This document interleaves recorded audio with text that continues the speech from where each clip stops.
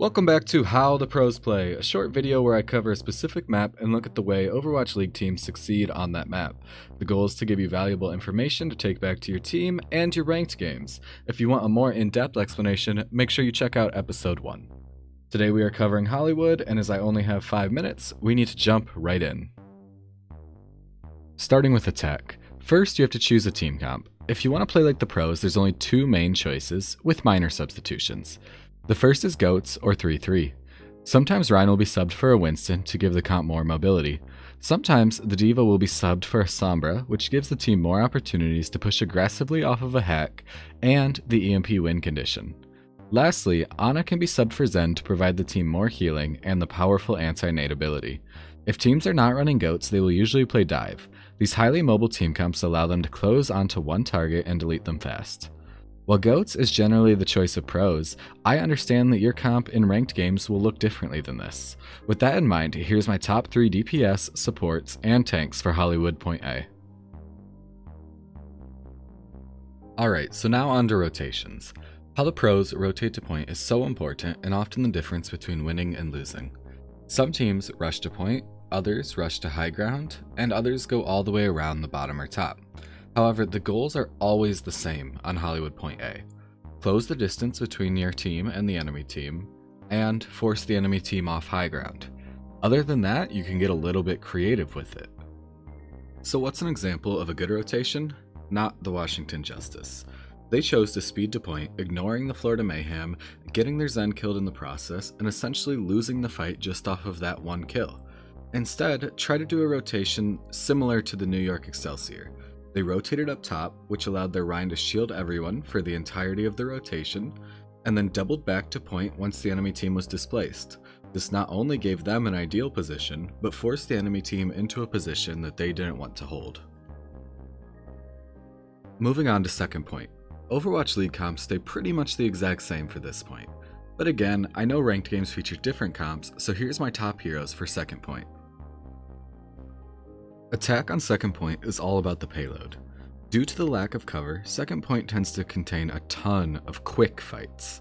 If your team can stay on the payload and sustain longer than the enemy team, it should be an easy win. To avoid taking unnecessary spam on your way to point, consider rotating to the high ground, around the right, around the left, or inside the left building on your way to point. Third point. It's arguably the simplest for pros. It's essentially an up-close and personal fight of which team can kill the enemy Rhine first. This is also one of the most common places for pros to play Sombra with their Goats, as her EMP can really help secure a team fight. In ranked, your goal should be to exploit the tight space that has pretty decent sightlines. Time for defense. If you're a pro, you're going to play Goats and hold one of the high grounds. You'll match your rotations to meet those of your enemy, and ideally, when the majority of your team is fighting on point, your Zen will have free reign from the high ground. In ranked, you'll want heroes with a lot of spam, range, or mobility. Pro teams who weren't able to hold first usually are pretty big fans of second. The style of play changes drastically. While the style of play changes, comps for second point are currently the exact same as first point defense. In ranked though, it's all about who owns the high ground. I suggest taking highly mobile heroes, preferably with long range. In pro games, first they need to win a team fight, which usually involves ultimates. After that, they can change to a very aggressive playstyle and choose where the team fight happens. I highly recommend following this rotation strategy shown by a few teams. They rotate to high ground as a team, which lets them all spam the enemies. From there, they hold all the cards. If they think they can win, they'll drop on the enemy team and end the fight fast. If they don't think they can win, they can fall back, do a full rotation, and group up for a complete team fight. Point 3 defense. The defense comps are still the same, and Zen Goats becomes even more popular here because having 2 support ults can be invaluable. Ranked comps are going to want to take note of the close quarters that attackers have to push through and exploit that with high damage or mobility locking effects such as May's Well.